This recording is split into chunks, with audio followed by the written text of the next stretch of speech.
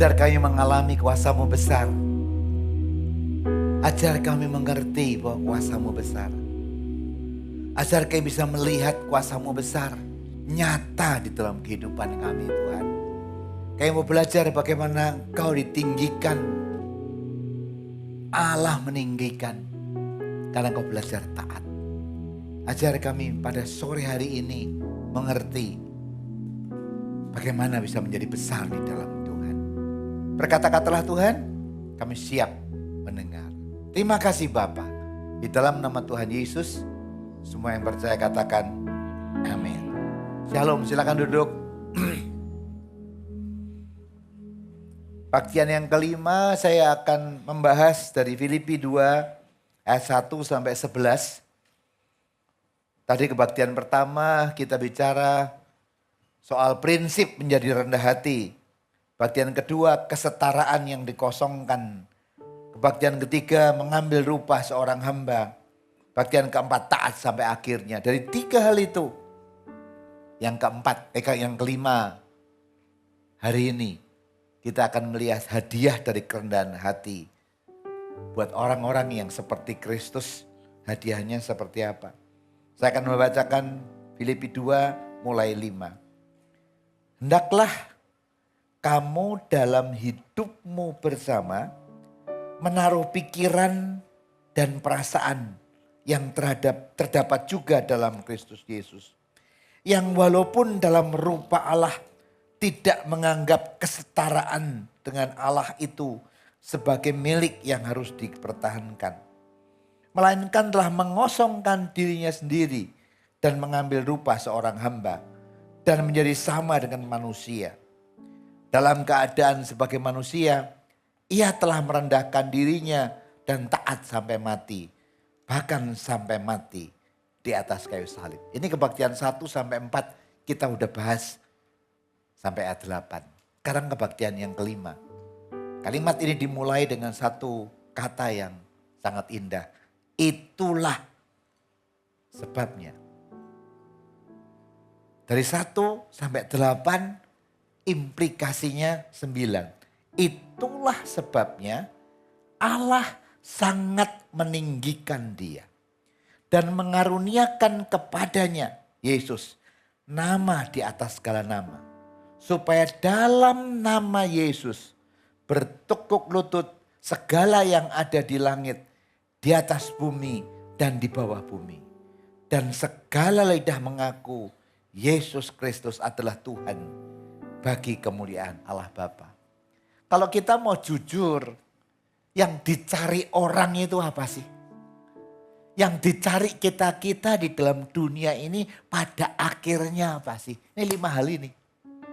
Kita mau melakukan apa di kantor, kita melakukan apa dimanapun kita berkarier, dimanapun kita berada. Ada 5 hal yang dicari oleh orang. Tentunya dengan standar yang berbeda-beda. Tapi setiap kita kerja keras. Kita melakukan segala sesuatu mencari 5 ini. Apa? Yang pertama tadi. Allah sangat meninggikan dia.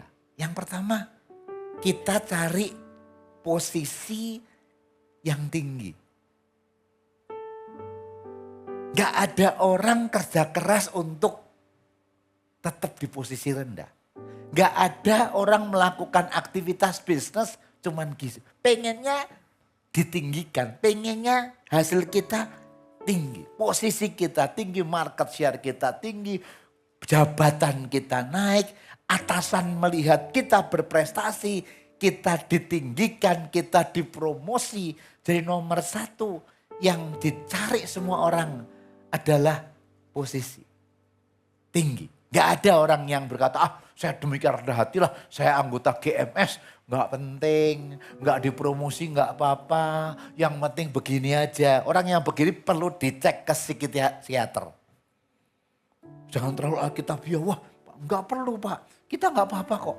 Seperti Yesus dari dulu sekarang selama-lamanya sama. Saya office boy, tetap office boy juga haleluya. Rasanya kalau dulu gak ada. Anda masuk ke kantor level bawah pengen pensiun. Pak Paulus, saya masuk kantor jadi office boy. Bangga kalau pensiun dari office boy. Rasanya kalau ada pilihan nggak ada. Saya masuk kantor sebagai salesman. 15 Mei 1982 masuk di Kramat Raya 43 di Jakarta. Masuk sebagai salesman.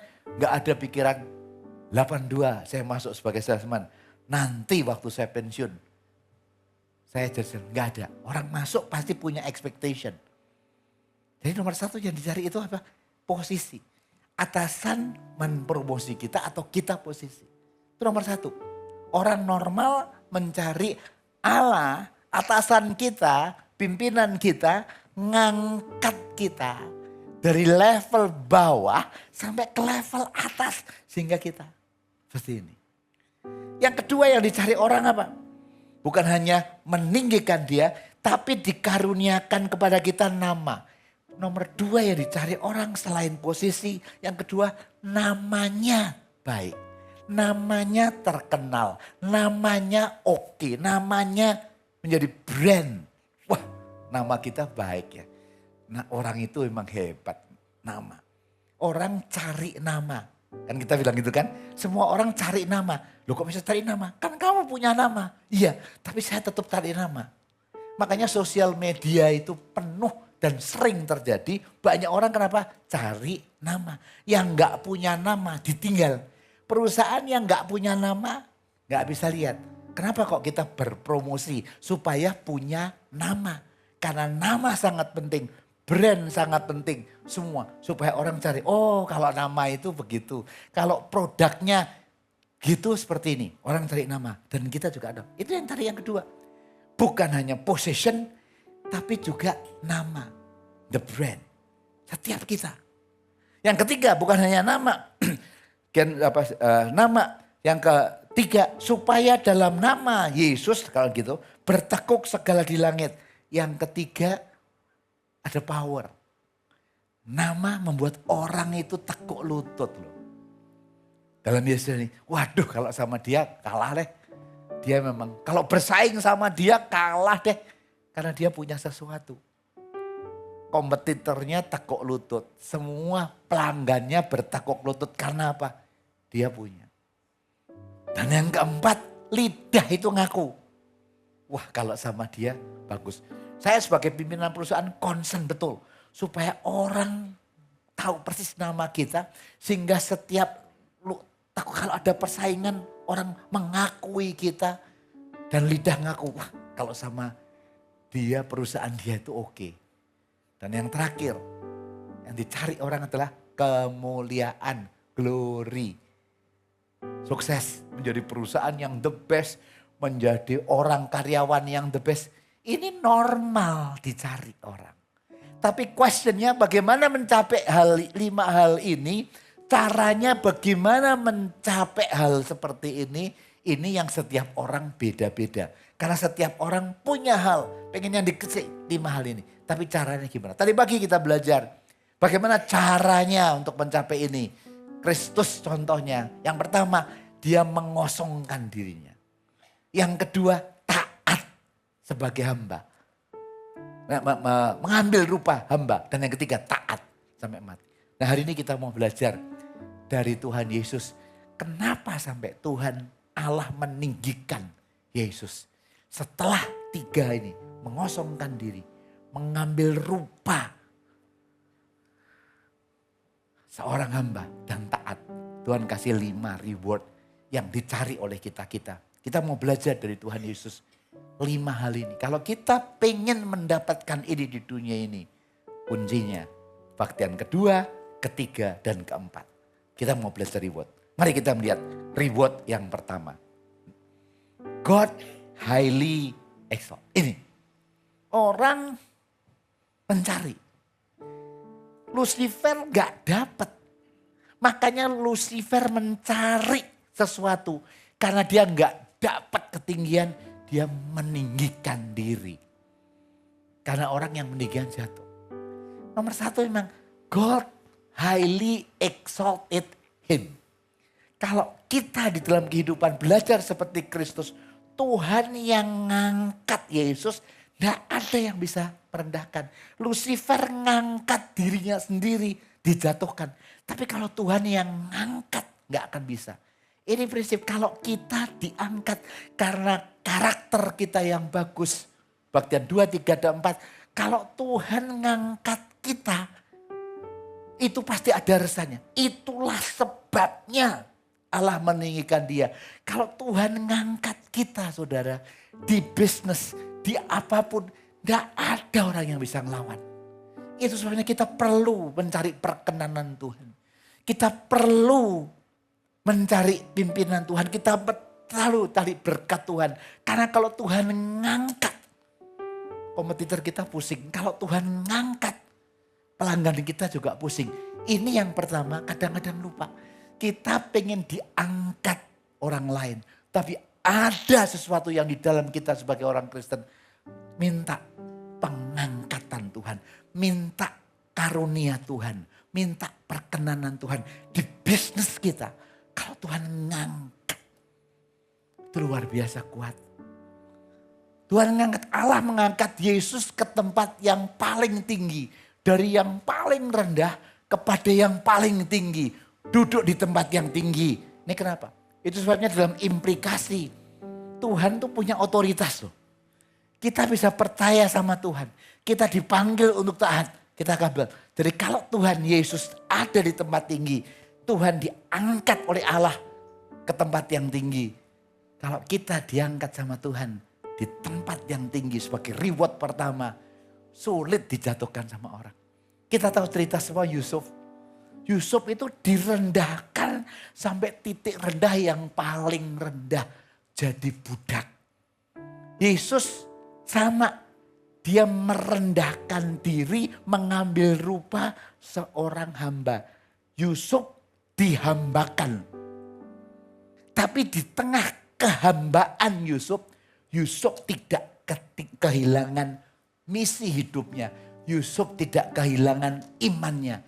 Di tengah yang paling rendah, dia tetap percaya sama Tuhan. Sehingga di rumah Potifar, kalimat firman Tuhan jelas. Tuhan menyertai Yusuf sehingga Yusuf berhasil di dalam pekerjaannya. Allah meninggikan, kalau Allah ninggiin. Allah meninggikan bukan karena prestasi, tapi karena karakter yang luar biasa. Mau dicoba dijatuhkan, Tante Potifar menjatuhkan, nggak bisa. Karena dia tahu persis, dia tahu apa yang dia cari. Kalau sekedar dia pengen enak-enak, comfort, kan nggak ada yang tahu. Tuan Potifar itu umurnya udah tua kalau menurut ini dibandingin dia. Ini kesempatan nggak ada orang. Tapi Yusuf tahu kenapa dia lari, kenapa dia menolak.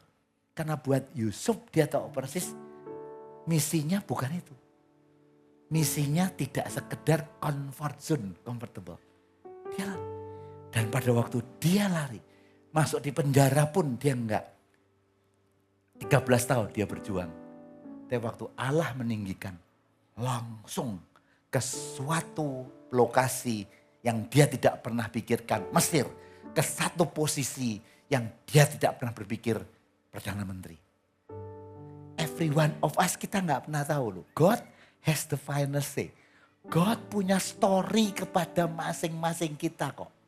Kita nggak pernah tahu. Anda dan saya nggak pernah tahu. Sampai di mana Tuhan ngangkat kita.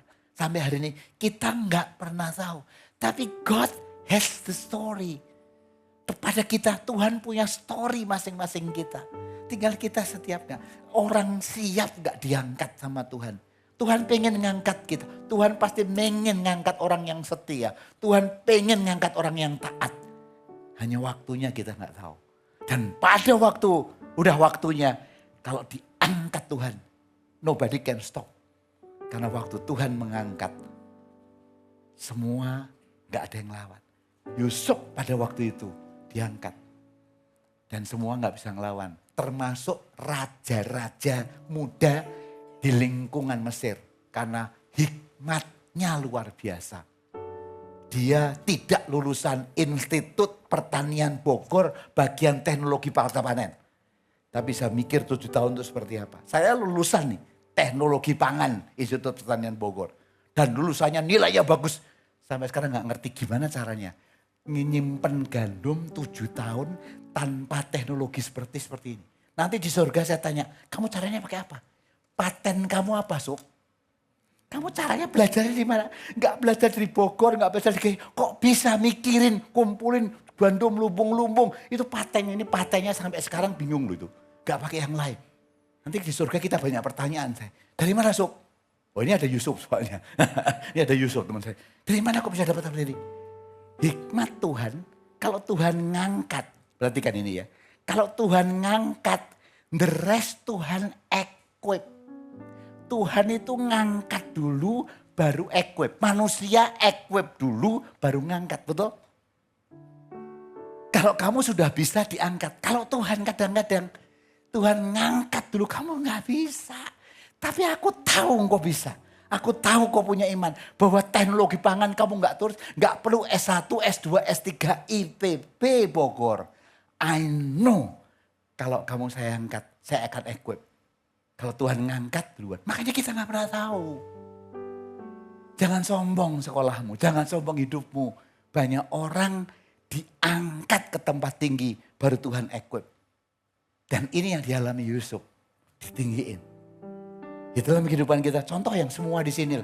Banyak orang kaget, saya lulusan Institut Pertanian Bogor, gak ngerti itu apa jalan tol. Gak ngerti itu apa properti. Gak ngerti apa segala macam. Waktu Tuhan ngangkat saya, ngerti apa jalan tol. Ngerti aja properti. Ngerti apa. Dan waktu diangkat Tuhan ikut. Kalau kita mau. Jadi jangan pernah takut, wah saya tugasnya kayak gimana. Saya persaingan bisnis lagi begini Pak Polos.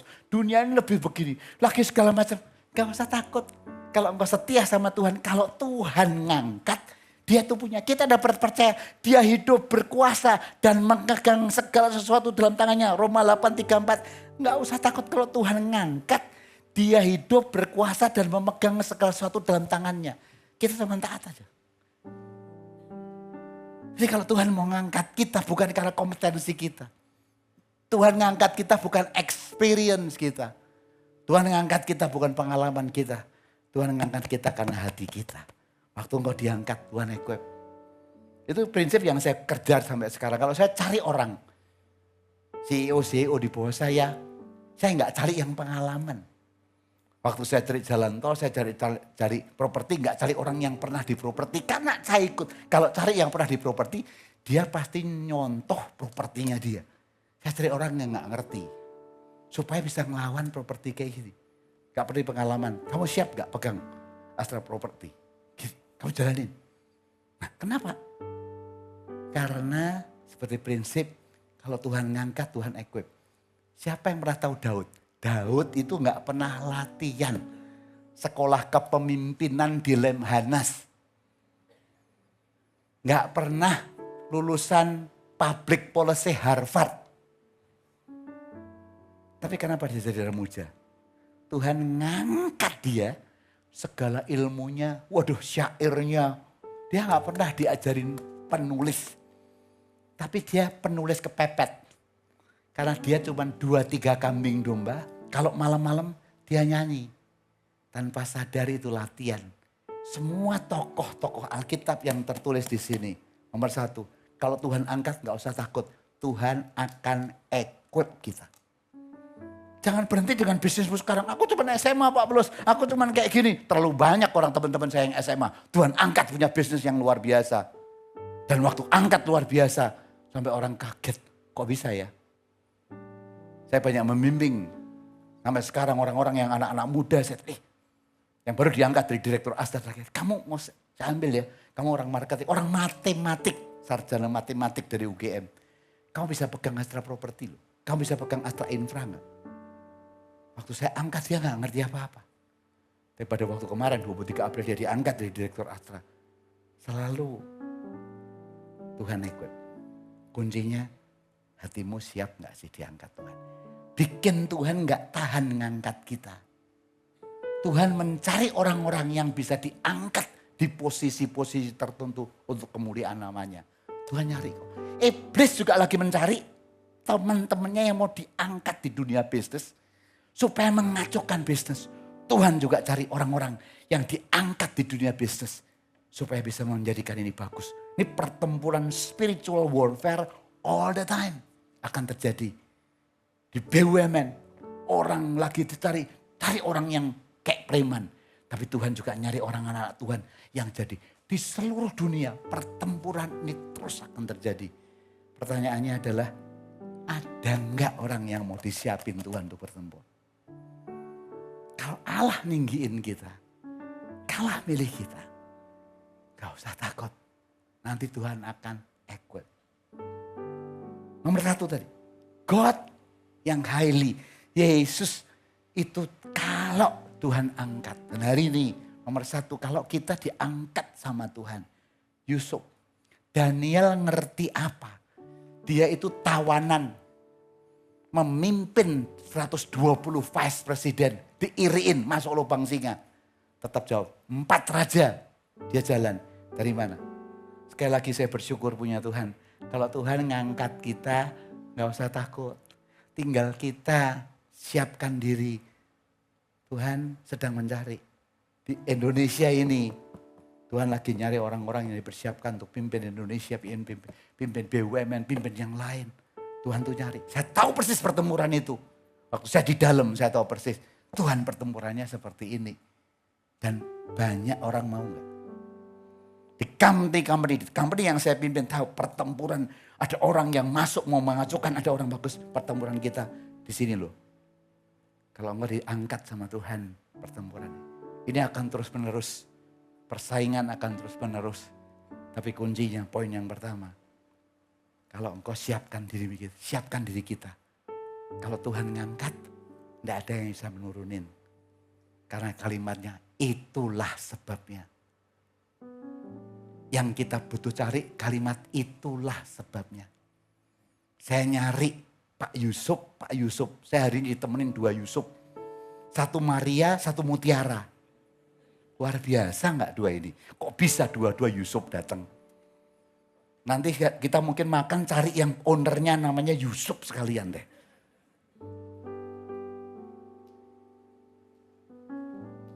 Akhir zaman ini Tuhan lagi cari Daniel, Tuhan cari Sadrak Mesa, Tuhan cari Yusuf.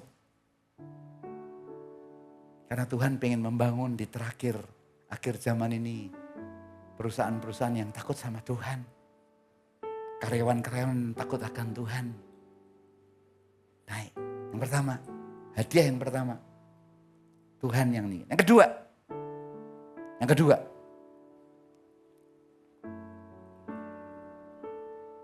God memberikan kepada dia the name above every name.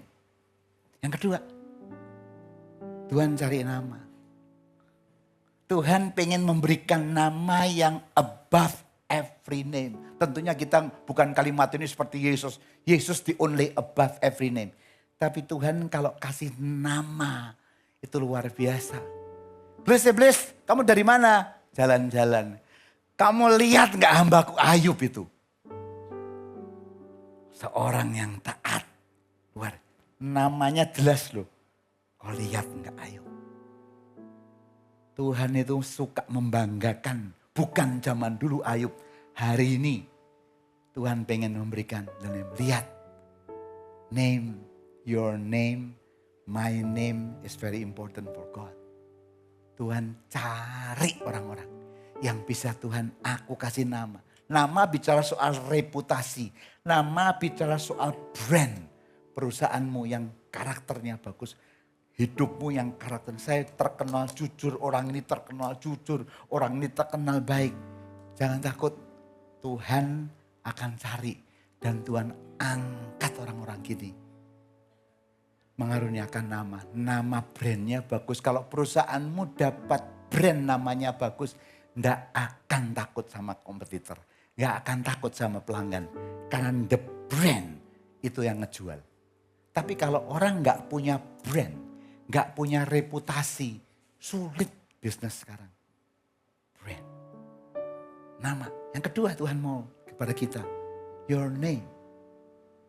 Makanya kita bilang nama Yesus luar biasa. Yes.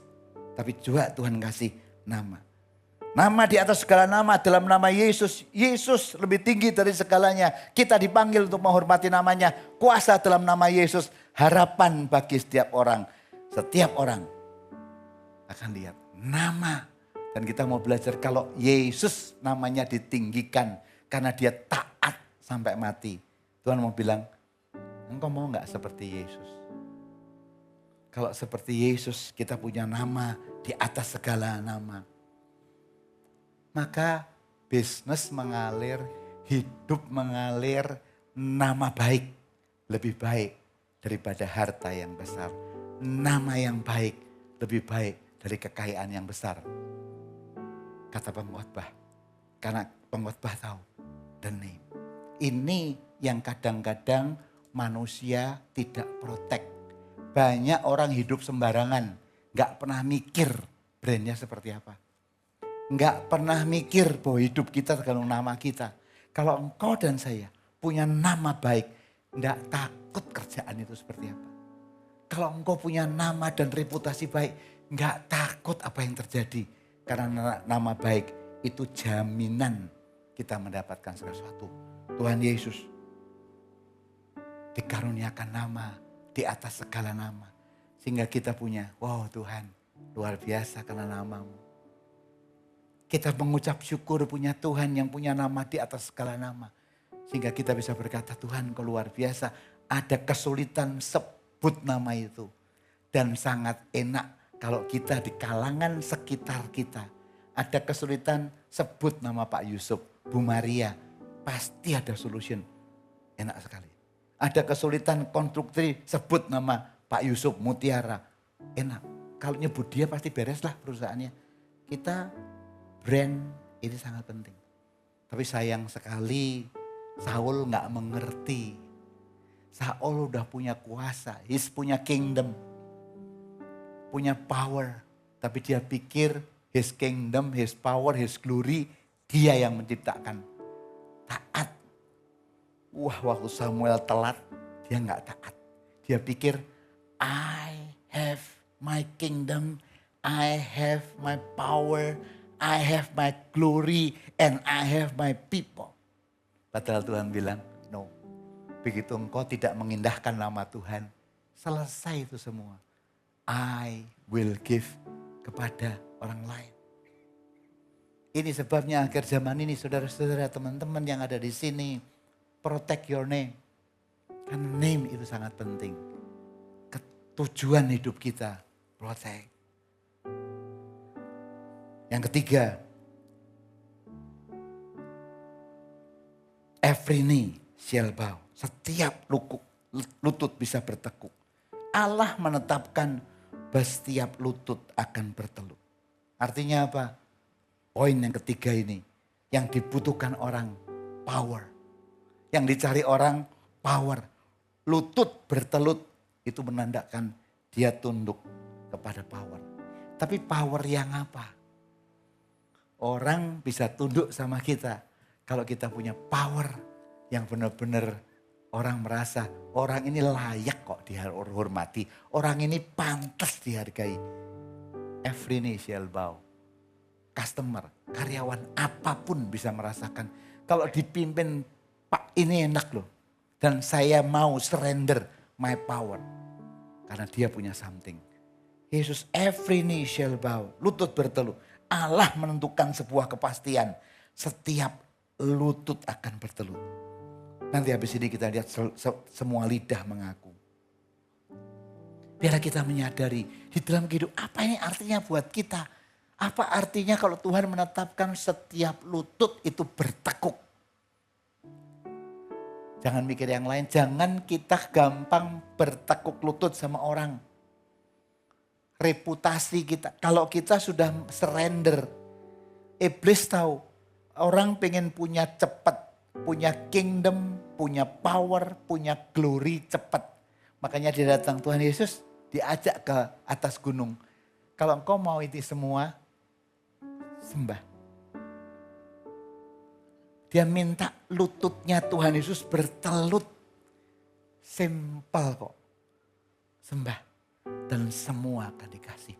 Dan ini terjadi terus. Banyak kita yang pengen dapat kingdom, banyak kita yang pengen dapat power, banyak glory. Bertekuk lutut sama ketidakberesan, bertekuk lutut sama orang pajak yang pengen macam-macam, bertekuk lutut sama ketidakjujuran. Kalau kamu nggak bertekuk lutut, kamu repot. Ini yang ditantang. Siapa Tuhan kita? Jangan mengabdi kepada Tuhan, dua Tuhan. Allah atau Mamon. Allah atau Mamon. Dan banyak orang gagal karena Mamon itu menarik. Mamon itu kelihatan. Mamon yang membuat kenikmatan hidup. Orang yang bertekuk lutut sama Mamon. Jangan kamu menjadi hamba uang. Karena begitu kita menjadi hamba uang, bertekuk lutut sama uang, selesai hidup kita. Kita yang tidak pernah lupa namanya Yudas Iskariot. Mamon itu berat. Itu sebabnya akhir zaman ini banyak orang yang bertekuk lutut kepada Mamon. Karena Mamon itu saingan yang luar biasa. Dan waktu kita bertekuk lutut sama Mamon, selesai tugas. Makanya kejujuran makin lama makin sulit. Kelurusan hidup makin lama makin sulit. Yang jujur sulit dapat proyek. Yang lurus segala macam makin berat. Dan iblis akan bilang, so, ya kan? Ikutinlah. Ikutin caraku lah. Jangan jujur-jujuran, yang jujur rajur kok.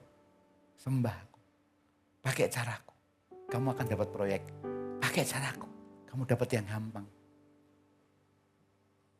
Lutut bertekuk. Artinya kepada siapa kita memperhamba diri. Lutut bertekuk kepada siapa kita mengabdikan diri. Kepada Tuhan atau kepada Mamon. Tidak mudah. Tidak mudah. Ini pertempuran seumur hidup. Saya seperti dikatakan dari kebaktian pertama, saya bukan pendeta.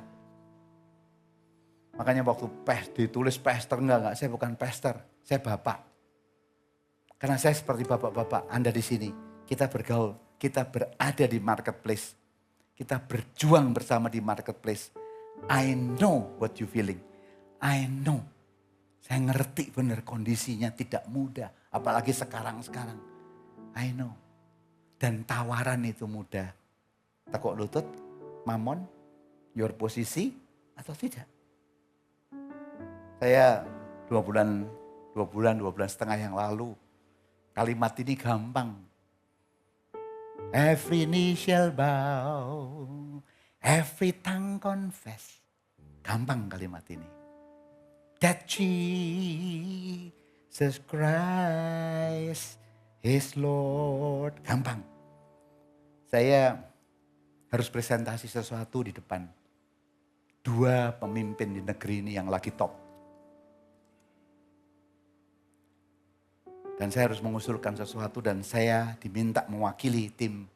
Dan saya pikirkan sesuatu. Waktu saya mengusulkan yang saya mau usulin, kaget. Pak Paulus, ini berat, ini susah, ini berani. Ini akan membuat goncang. Bapak ini enggak mau. Gini. Nah kalau Anda suruh saya akan present ini. Saya akan lakukan ini. Singkat cerita pertama saya di lobi. Waktu saya sampai masih di Australia. Saya lagi babysitting cucu saya yang ketiga. Diteleponin terus. Pak kayak gini Pak. Pak kayak gini. Saya bilang oke. Kamu suruh saya kan. Saya mau yang ini. Tapi gak bisa. Udah sampai pulang di Indonesia. Ditawarin. Terus singkat cerita. Besok jam 4 akan ketemu. Dengan 2 pimpinan ini. Bapak harus present dia. Pak tapi gak bisa, jangan bahan Bapak. Gak bisa Pak kayak gini. Enggak, diteror, malam ditelepon semua. Sampai istri saya bilang, baru kali ini kamu present sampai kayak gini orang. Iya. Karena mereka gak suka dengan apa yang saya akan bicara. Ditelepon segala macam. Enggak, pokoknya enggak. Singkat cerita jam 3 pagi saya dibangunkan Tuhan. Dan Tuhan bilang ini. Saya pagi-pagi langsung bikin WA. Pak saya mau lakukan kayak gini. Orang yang mau neror saya lihat. Wah Pak Paulus Anda udah menjawab apa yang saya mau tanyain kepada Bapak. Saya cuma bilang, Tuhan saya tahu kok. Tapi yang usulan ini jangan Pak. Bapaknya gak suka yang ini Pak. Bapak kayak gini. Jam 9 kita ketemu, Zoom dulu Pak. Jam 4 saya harus ketemu. Jam 9 kita ngomong. Wah udah disiapkan presentasinya dia. Gini-gini, saya bilang no. Ini, kamu kok orang Jawa bilang bedotong banget sih. Kok kamu gak fleksibel banget sih. Kok kamu kaku banget sih. Kalau di pemerintahan gak bisa begitu. Harus berani gitu. Enggak. Karena saya tahu ini yang benar ini. 9 dia gagal jam 10. Telepon lagi. Singkat cerita 2:30 disuruh ketemu. Pak Paulus kayak gini. Lutut bertelut tuh gak mudah. Saya juga masih manusia pengen posisi. Saya juga masih manusia pengen dapur ngepul. Saya juga manusia pengen glory. Saya pengen manusia. Saya masih sama kok. Saya masih suka My Star. Saya masih suka Japanese food. Omakase saya masih suka. Kalau ketemu sama mereka omakase harganya 4,8 saya masih suka kok. Tapi titik tertentu, Pak gak bisa Pak. Tengah 3 dipengaruhin, gak bisa. Saya cuma bilang istri saya, kamu suruh saya yang present atau enggak? Kamu yang present atau saya? Ya kan disuruh Bapak. Pak saya cuma ngingetin, Bapaknya gak suka loh. Katanya dia. Setiap lutut ditantang, Tuhan atau Mamon? Posisi atau tidak? I risk my position. I risk my possession. Tapi saya bilang hanya 2 pilihan. Tuhan atau Mamon. Lekuk lutut saya bertekuk lutut kepada siapa? Karier atau kebenaran? Titik itu saya bilang no. No turning back. No turning back. Singkat cerita jam 4 saya bertemu dengan 2 orang pimpinan. Karena direkam saya gak bisa ngomong. Nanti masuk video jadi repot. Datang saya present. Semua mata eselon 1 di belakang matanya melihat. Kayak menerkam saya. Orang kok bedotong begini. Kok kayak ganteng-ganteng ODW. Bener-bener ODW. Semua gak suka waktu saya present. Saya tenang. Tek. Langsung 2 pimpinan tertinggi bilang, go, setuju. Begitu go, setuju saya lihat mereka. Mereka langsung. Setelah kasus pertama, ada usulan kedua. Gak ada yang berani telepon saya lagi. Terserah Pak Paulus mau apa deh. Karena orang yang tidak memikirkan posisinya, saya hanya bertekuk lutut pada kebenaran. Tuhan protect. Dan begitu itu jalan, set, orang bilang, wow. Hidup kita hanya pikiran, engkau bertekuk lutut sama siapa? This is real. Saya mengucapkan syukur sama Tuhan. Kalau kita bertekuk lutut sama Tuhan, Tuhan bantu kita, Roh Kudus bantu. Dan waktu saya present, tek. Mau jawab apa? Setuju. Tanpa diubah banyak. Saya bilang, istri saya begitu bilang, gimana Pak? Pulang masih pakai BMW atau Sigra kali ya? BMW masih aman. Tekuk lutut kita kepada siapa? Dan tantangan itu terus terjadi. Kalau kita bertekuk lutut kepada iblis, dunia tak kasih kamu kok. Sembah aku, semua akan diberi. Tekuk lututmu kepada siapa? Benar, sulit ekonomi. Benar segala macam. Tapi Tuhan bilang, aku berkuasa loh. Gak usah takut. Kalau engkau bertekuk lutut kepadaku, nanti aku yang protect. Yang keempat, every tongue confess.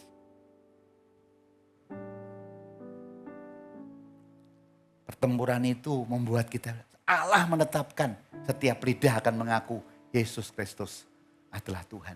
Apa artinya bagi kita? Yesus adalah Tuhan. Akui dengan iman penuh. Jadikan hidup kita kesaksian. Beritakan kepada semua bangsa. Saya nggak ada waktu untuk ceritain semua. Tapi saya mau poin ketiga Matius 5:16. Biarlah hidup kita mencerminkan pengakuan bahwa Yesus benar-benar Tuhan. Kalau Tuhan mengangkat Yesus Tuhan. Kita ngakuin nggak? Kalau kita sama Tuhan Yesus, lidah kita ngaku, di dalam hidup kita ngaku dong. Sama Tuhan. Hari-hari ini setiap Selasa dan Kamis saya akan terus berjuang.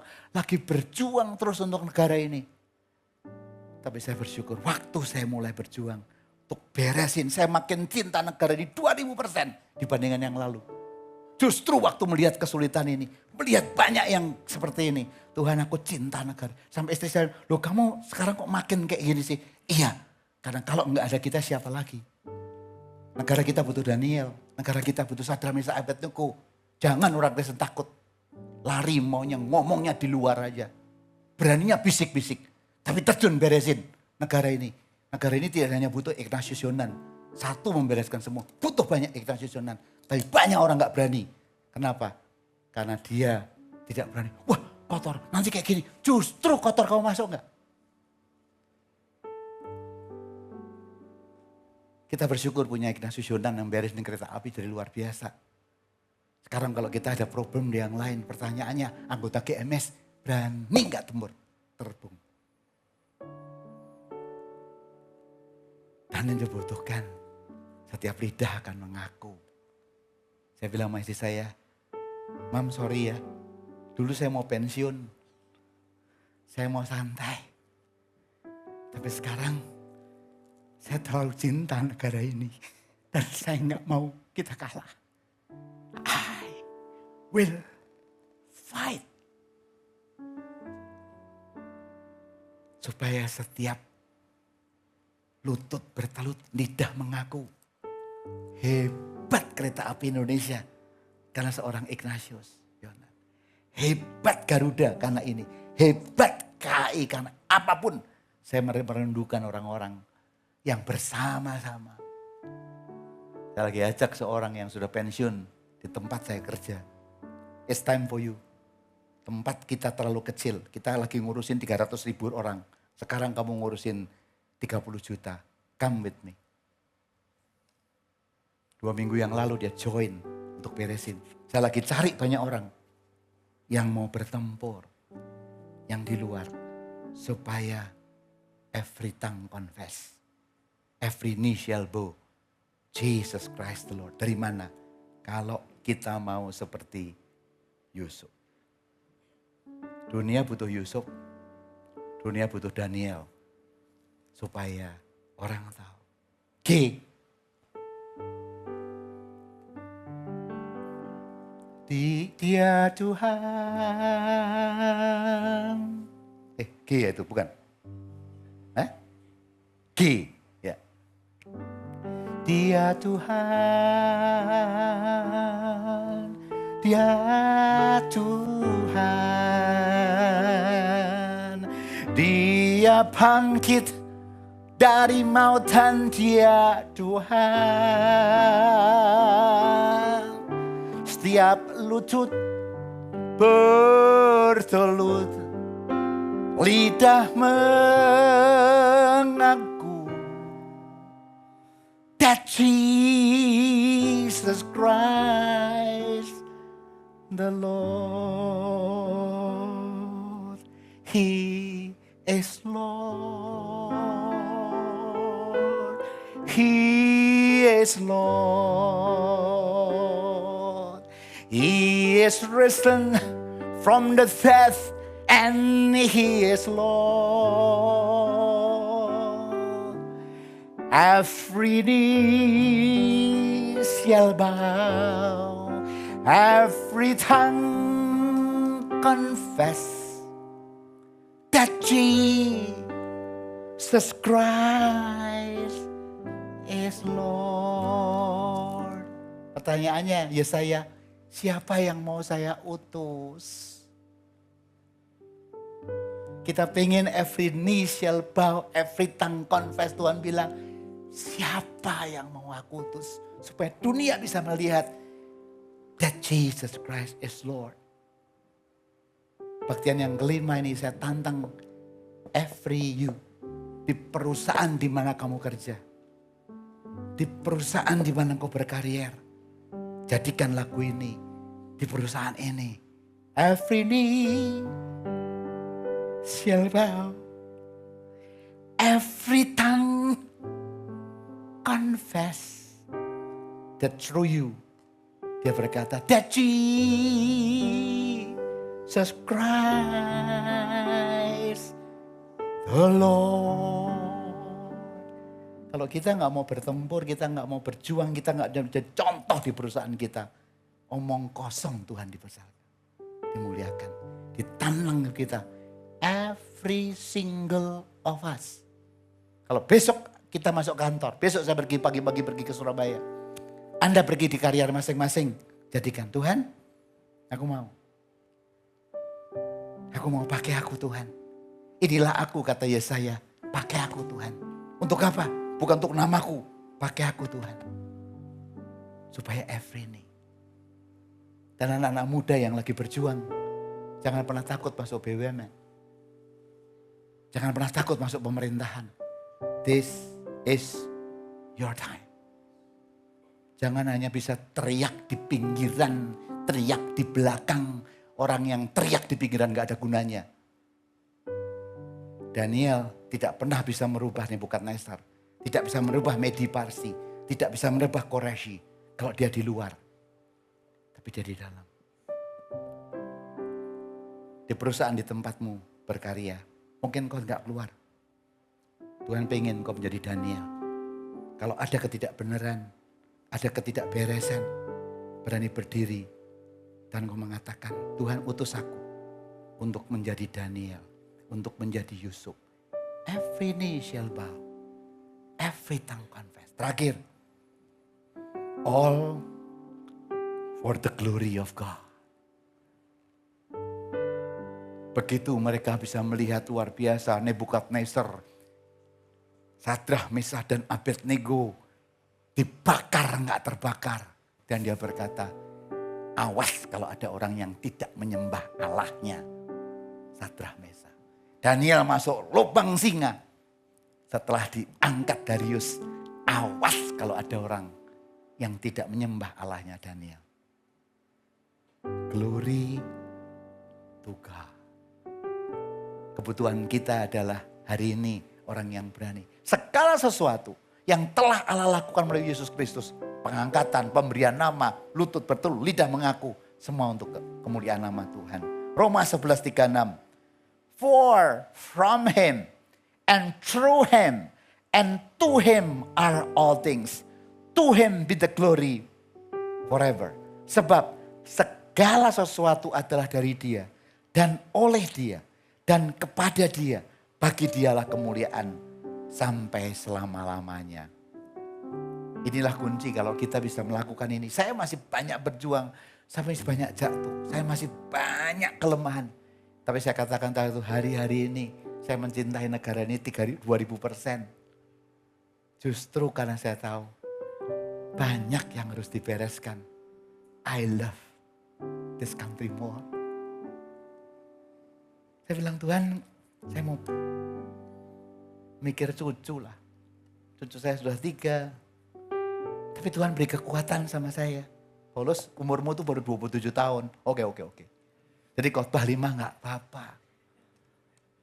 Saya kalau kadang mau capek, kalau udah gini, nanti tahun depan saya gak mau khotbah 5 kali ya. Kenapa di Jakarta saya mau 5 kali hari ini? Biasanya Jakarta cuma 3 kali. Karena istri saya gak ada. Dia lah kepengen gak ada kan di rumah sendirian. Jadi 5 kali. Hari ini ada yang mau ngajak makan, oke. Karena di rumah daripada makan super mie. Sama telur, padahal itu yang saya suka. Tapi saya sudah pernah pikir tahun depan saya mau kurang-kurangin lah. Capek juga kalau pikir gini. Tapi begitu makin lama. Kalau kamu kurangin, nanti kamu sakit loh. Kamu gak kuat loh. Kamu gini gak bisa loh. Dodok jengkok gak bisa loh. Sekarang saya latihan jongkok berapapun. Saya bisa loh. Ini nggak bisa. Kenapa saya semangat? Squat semua saya semangat. Karena saya tahu saya harus khotbah 5 kali. Saya semangat squat. Untuk apa? Supaya setiap Selasa dan Kamis Tuhan, aku berjuang. Aku harus sehat. Kalau Selasa dan Kamis saya berjuang di tempat sana. Saya harus kuat. Berikan aku kekuatan, iman, pengharapan, kasih untuk menopang yang lemah. Berikan aku kesehatan, jasmani, jiwani, dan rohani untuk menolong yang sakit. Berikan aku berkat secara materi untuk menolong orang. Misi membuat saya lebih muda. Misi membuat saya lebih bergairah dalam hidup. Kemarin waktu reunian, Pak Paulus kok tambah muda. Semua bilang Pak Paulus tambah muda. Yang murid-murid saya di Bogor kok Paulus tambah muda. Kuncinya cuma satu. Masih banyak tugas, aku mau hidup 1000 tahun lagi. Untuk siapa? Negeri ini. Because I love this country. Dan I want to fight. Kalau you want to fight, you have to be strong. Kalau engkau gak strong, selesai. Dan strong dari mana?